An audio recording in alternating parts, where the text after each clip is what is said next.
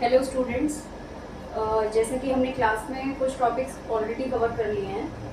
अब जो टॉपिक मैं आपको आगे बता रही हूँ, जो कि ट्रांसपोर्टेशन का ही टॉपिक है, ट्रांसपोर्टेशन इन ह्यूमन बीइंग्स। तो उसमें आपको मैंने ये बताया था कि ट्रांसपोर्टेशन में हम ब्लड के बारे में पढ़ेंगे, जो ब्लड हमने डिस्कस कर लिया है। ठीक है, ब्लड में कुछ पोर्शन जो अगर आपको लग रहा है फिर से रिवाइज करना है तो एक बार और फिर से मैं बता देती हूँ कि ब्लड में मैंने आपको बताया था कि इसके अंदर दो चीज़ें होती हैं। सबसे पहले है प्लाज्मा एंड दूसरी चीज़ है ब्लड सेल्स। प्लाज्मा मैंने डिटेल में आपको बता दिया था। ब्लड सेल्स के बारे में डिस्कस कर लेते हैं। ब्लड सेल्स फर्दर 3 टाइप्स के होते हैं, आरबीसी, डब्ल्यूबीसी, प्लेटलेट्स। ठीक है, आरबीसी को अगर हम बोले तो इसका साइंटिफिक नेम है एराइथ्रोसाइट्स। एराइथ्रोसाइट्स, इसके अंदर न्यूक्लियस नहीं होता है, नो न्यूक्लियस, नो न्यूक्लियस। इसमें हीमोग्लोबिन प्रेजेंट होते हैं, हीमोग्लोबिन प्रेजेंट, जिसकी वजह से जो ब्लड का कलर है रेड नजर आता है। तो हीमोग्लोबिन एक प्रोटीन है जिसकी वजह से ब्लड का कलर रेड नजर आता है, जो आरबीसी के सरफेस पे प्रेजेंट होता है। तो haemoglobin present on the surface. ठीक है, उसके बाद देखिए नेक्स्ट चीज क्या है। मैंने इसकी रेंज बताई थी कि कितना होना चाहिए आरबीसी। तो इट्स अराउंड 50 to 60 लाख पर क्यूबिक एमएम, पर क्यूबिक एमएम। उसके बाद देखिए आरबीसी का रोल क्या है इन ट्रांसपोर्टेशन ऑफ गैसेस। इसका रोल है ट्रांसपोर्टेशन करने में, transportation of gases. Different type की गैसेस का ट्रांसपोर्टेशन करता है, जैसे कि ऑक्सीजन के बारे में मैंने आपको बताया था। ऑक्सी हीमोग्लोबिन के फॉर्म में जो है haemoglobin and RBC role play करते हैं। और कार्बन डाइऑक्साइड को भी हीमोग्लोबिन के मदद से ट्रांसपोर्ट किया जा सकता है, that is carb amino haemoglobin. तो ये मैंने आपको क्लास में बता रखा है। ठीक है, तो ये तो आरबीसी के बारे में हो गया। डब्ल्यूबीसी के बारे में बात करें तो इसका नाम है leukocyte. This is scientific name leukocytes. और वैसे फुल फॉर्म हो गई वाइट ब्लड सेल्स, इसका रेड ब्लड सेल्स। इसमें न्यूक्लियस की बात करें तो न्यूक्लियस प्रेजेंट होता है, nucleus present, nucleus present. Haemoglobin absent होता है, हीमोग्लोबिन एब्सेंट, जिस वजह से ये हमें वाइट अपीयर होते हैं, मतलब कलरलेस अपीयर होते हैं, कलरलेस बोल सकते हैं। इनकी जो रेंज है वो है 8000 to 9000 पर क्यूबिक एमएम, पर क्यूबिक एमएम। ओके, और इनका रोल क्या है immune system. They play role for our immune system. Immune system में जर्म्स से फाइट करने में, ठीक है, जो इन्फेक्शन है उन सब से फाइट करने में डब्ल्यूबीसी का रोल होता है। इसको थोड़ा सा और इलैबोरेट करूंगी मैं। Next is प्लेटिसाइट। प्लेटिसाइट का जो साइंटिफिक नेम है दैट इज थ्रोम्बोसाइट, थ्रोम्बोसाइट। ठीक है, इसके अंदर न्यूक्लियस नहीं होता है क्योंकि ये प्रॉपर सेल नहीं है, तो न्यूक्लियस इज एब्सेंट। यहाँ पर हीमोग्लोबिन भी नहीं होते, haemoglobin absent.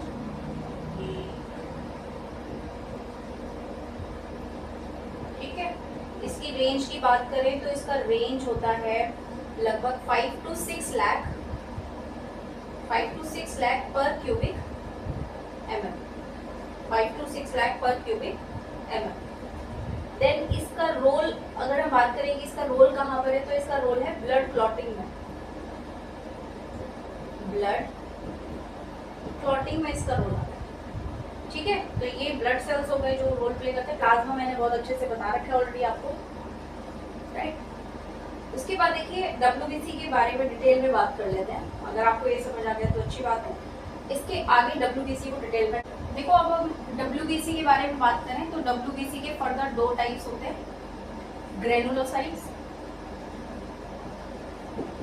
Granulocytes and A granulocytes.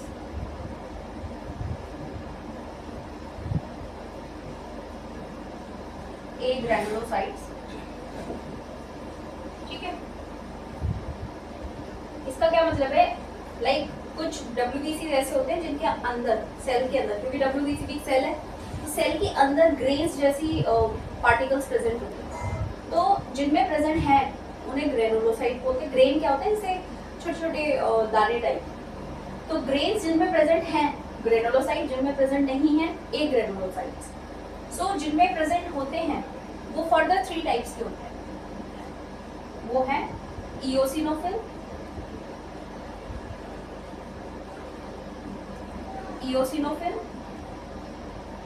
Neutrophil and basophil. ये फर्दर इनके 3 टाइप्स हो गए, ठीक है। ए ग्रेनुलोसाइट की अगर हम बात करें तो ये 2 टाइप्स के होते हैं। ये है लिम्फोसाइट्स एंड मोनोसाइट्स। मोनोसाइट ही कुछ एक प्रोसेस के बाद, यानी जर्म्स वगैरह को जो भी कैप्चर कर रहे हो, उस प्रोसेस के बाद इन्हीं को बोल दिया जाता है मैक्रोफाजेस। तो ये कुछ आपका ए ग्रेनुलोसाइट के हो गए। फर्दर इसके लिम्फोसाइट के 2 टाइप्स होते हैं, T cell and B cell. T cell की बात करें तो ये जितने भी, अगर हम बात करें ब्लड बनता कहाँ पर है, तो ब्लड हमारा बनता है बोन मैरो में। ठीक है। बोन मैरो मतलब हड्डी के अंदर एक कैविटी होती है जो हमारी जैसे थाई मसल्स है, ऐसे कुछ स्पेशल बोन्स हैं जिनमें ब्लड बनता है, ब्लड का फॉर्मेशन होता है, ठीक है। तो बोन के अंदर जो कैविटी प्रेजेंट है जहाँ ब्लड बन रहा है उसको बोल रहे हैं बोन मैरो। तो सारे सेल्स WBC, RBC, प्लेटलेट सब कुछ बोन मैरो में बन रहा है, ठीक है। बट मेच्योर कहाँ होने जा रहे हैं, मेच्योर मतलब ये फंक्शनल कहाँ होने जा रहे हैं। तो ये वाले सेल की हम बात करें तो सारे तो बोन मैरो में मेच्योर हो जा रहे हैं मोस्टली, लेकिन टी सेल की हम बात करें तो ये बनता तो बोन मैरो में है, लेकिन मेच्योर होता है हमारे थाइमस ग्लैंड में। यहाँ पर जो हमारे थाइमस ग्लैंड होता है तो ये वहाँ पर मेच्योर होता है, तो इसीलिए इसका नाम दे दिया टी सेल। तो टी से पता लग जाएगा थाइमस में मेच्योर हुआ है।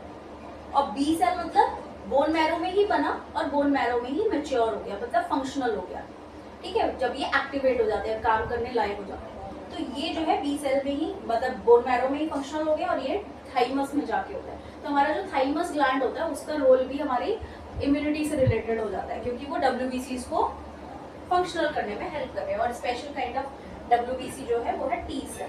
तो ये आपका WBC के बारे में लेआउट हो गया। फंक्शंस मैंने आपको बताई कि ये सब हमारे ब्लड्स में प्रेजेंट होंगे, ठीक है। ब्लड में इम्यूनिटी प्रोटेक्ट कर रहे होंगे, जर्म से लड़ रहे होंगे। ये क्या करते हैं, स्पेशल सेल्स पे जाके अटैक करते हैं। ये भी हमारे अमीबा लाइक होते हैं, ये जैसे अमीबा मूव करते हैं तो ये भी अपनी उसी वे में मूव करते हैं और कैप्चर करते हैं और खा जाते हैं उसको, जर्म्स को। तो ये पूरा आपका WBC का पार्ट है। तो ब्लड सेल्स सारे बता दिए मैंने। देखो नेक्स्ट टॉपिक है हमारा ब्लड वेसल, ठीक है। ब्लड वेसल्स तो मेजरली हमारे 3 टाइप्स की ब्लड वेसल्स हैं, आर्टरी, वेन्स एंड कैपिलरीज। तो पहले तो इनका डिफरेंशिएशन समझ लेते हैं, आर्टरीज क्या होती है, वेन्स क्या होती है। तो यहाँ पे मैं आर्टरी के बारे में लिखवा रही हूँ, आर्टरी एंड वेन्स। तो आर्टरी वो ब्लड वेसल है जो ब्लड को कहाँ से लेकर जा रही है, हार्ट से लेकर जाएगी, ठीक है। हमारा हार्ट से पूरे बॉडी पार्ट में जो ब्लड को लेकर जा रही है उसे बोलते हैं artery. So carries blood from heart to different body parts,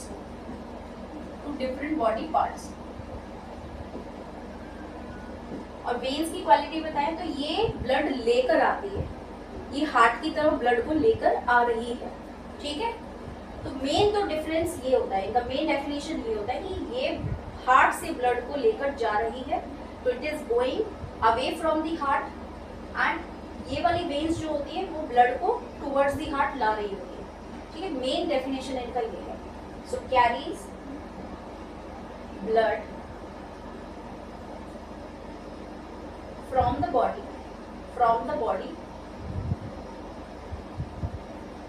towards the heart,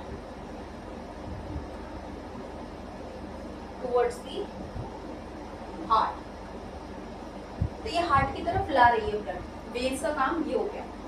next, क्योंकि ये ब्लड लेकर जा रही है तो हार्ट से जो भी ब्लड जा रहा है मोस्टली ये ऑक्सीजनेटेड ब्लड होता है। ऑक्सीजनेटेड मतलब उसमें ऑक्सीजन का कंटेंट बहुत ज्यादा होता है। So carry mostly carry oxygenated blood except pulmonary artery which carries deoxygenated blood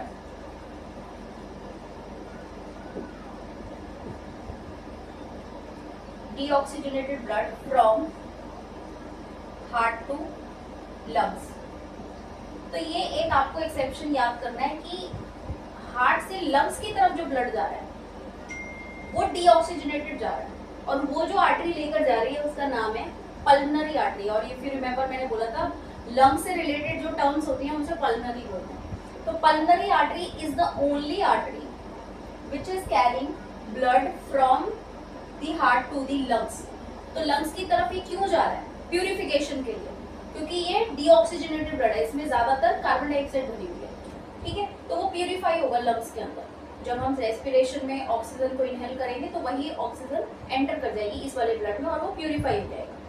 तो ये चीज आपको याद रखनी है, only pulmonary artery is exception. Rest बाकी जितनी भी आर्टरीज है हमारी बॉडी में वो हार्ट से ब्लड लेकर जा रही है, ये भी लेकर जा रही है हार्ट से, लेकिन ये जा रही है स्पेशली लंग्स की तरफ। बाकी आर्टरीज हमारे बॉडी पार्ट्स में जा रही है, लिवर में जा रही है, स्टमक में जा रही है, ऊपर ब्रेन पार्ट में जा रही है, लिम्स में जा रही है, लेकिन जो हार्ट से लंग्स की तरफ जा रही है सिर्फ वही डीऑक्सीजनेटेड ब्लड कैरी कर रही है। बाकी सारी आर्टरी ऑक्सीजनेटेड ब्लड कैरी कर रही है, मतलब प्यूरिफाइड ब्लड कैरी कर रही है। ये आपको याद रखना है। नेक्स्ट देखिए, ऐसे यहाँ पर mostly deoxygenated mostly carry deoxygenated blood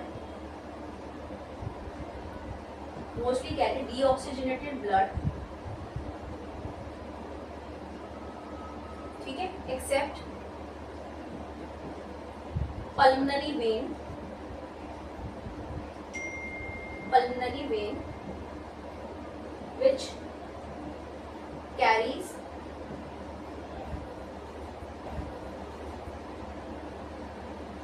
oxygenated blood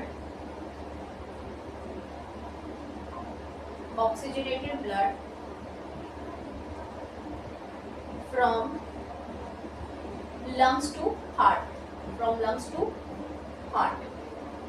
तो यहाँ हो क्या रहा है कि ये जो है ब्लड ला रही है हार्ट की तरफ, उसको वेन्स कहते हैं। बस ये शब्द याद रखो, जो ला रहा है हार्ट की तरफ ब्लड को उसको वेन्स कहते हैं, उन वेसल्स को। जो लेके जा रही है ब्लड को उसको आर्टरी कहते हैं। अब कहाँ लेके जा रही है, उसमें मैक्सिमम आर्टरीज तो कहाँ लेके जा रही है ब्लड को, तो वो लेके जा रही है हार्ट से बॉडी पार्ट्स में। ठीक है, तो वो सभी के सभी ऑक्सीजनेटेड ब्लड कैरी कर रही है, लेकिन एक आर्टरी है जो कि लंग्स में लेके जा रही है, वो CO2 रिच ब्लड कैरी कर रही है। तो सिर्फ इसको बोलेंगे, इस वाली आर्टरी को बोलेंगे पल्मोनरी आर्टरी। ऐसे यहाँ पर बॉडी से हार्ट की तरफ ब्लड जो ला रही है मोस्टली वो सबको हम वेन्स कह रहे हैं, नॉर्मल वेन्स है। बट जो लंग्स से लेकर आ रही है हार्ट की तरफ ब्लड, लंग्स से जो हार्ट की तरफ ब्लड आ रही है वो ऑक्सीजनेटेड ब्लड होगा, यहाँ पे डीऑक्सीजनेटेड ब्लड होगा। तो सिर्फ इस वाली को हम बोलेंगे, इस वाली वेन को बोलेंगे पल्मोनरी वेन। तो ये पल्मोनरी वेन होगी जो लंग्स से हार्ट की तरफ ब्लड लेकर आ रही है, ऑक्सीजनेटेड ला रही है। ठीक है, हार्ट से लंग्स से हार्ट की तरफ ब्लड ला रही है, ऑक्सीजनेटेड ला रही है, और यहाँ पर हार्ट से लंग्स की तरफ लेके जा रही है, डीऑक्सीजनेटेड ला रही है। तो देखो मोस्टली तो ऑक्सीजनेटेड कैरी कर रही है इसीलिए, और यहाँ पे मोस्टली डीऑक्सीजनेटेड कैरी कर रही है। तो ये डिफरेंस आपको पता होना चाहिए मोस्टली वर्ड क्यों लिखा गया। सिर्फ एक है पल्मोनरी वेन जो ऑक्सीजनेटेड ब्लड कैरी कर रही है और यहाँ पर पल्मोनरी आर्टरी है जो डीऑक्सीजनेटेड कैरी कर रही है। ये पॉइंट आपको बहुत अच्छे से समझना है, ठीक है। अगर ये समझ आ गया है तो अब होता क्या है, अब इनके अंदर बॉडी की जो इनका स्ट्रक्चर होते हैं उसकी बात कर लेते हैं। तो यहाँ पर क्योंकि प्यूरिफाइड ब्लड मोस्टली कैरी हो रहा है तो इसमें वाल्व्स एब्सेंट होते हैं। Valves are absent to prevent backflow.